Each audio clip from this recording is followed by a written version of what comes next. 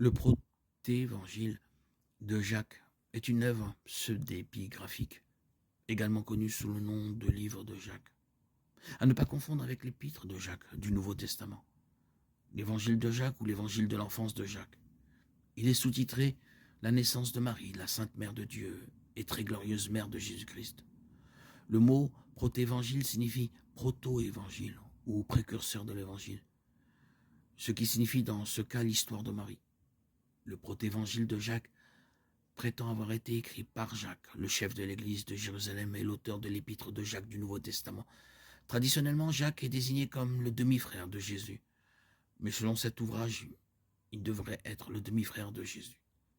Le protévangile de Jacques prétend donner des détails supplémentaires sur la naissance et l'enfance de Marie, ainsi que sur la naissance de Jésus.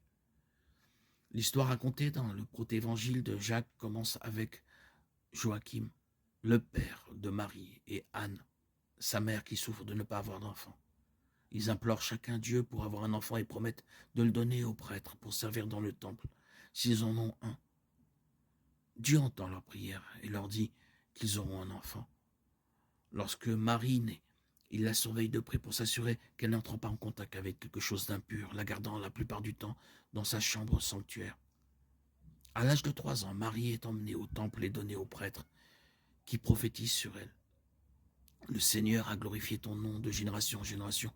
En toi, dans les derniers jours, le Seigneur manifestera sa rédemption aux enfants d'Israël. Selon le protévangile de Jacques, Marie vit dans le temple jusqu'à l'âge de 12 ans. À cette époque, les prêtres décident qu'elle doit se marier, car il ne serait pas convenable qu'elle continue à vivre dans le temple. Joseph est donc désigné par le sort pour l'épouser. Mais il s'y oppose.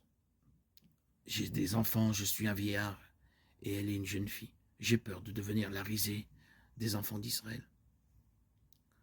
Le prêtre avertit Joseph qu'il doit se soumettre à la volonté de Dieu ou s'exposer au jugement. Alors, il acquiesce par peur. Le temps passe et l'ange annonce à Marie qu'elle portera un enfant. Elle a alors environ 16 ans et est encore vierge. L'échange entre Marie et l'ange tel que le rapporte le protévangile de Jacques est similaire à celui que l'on trouve dans le Nouveau Testament. Au bout de 6 mois, Joseph découvre que Marie est enceinte.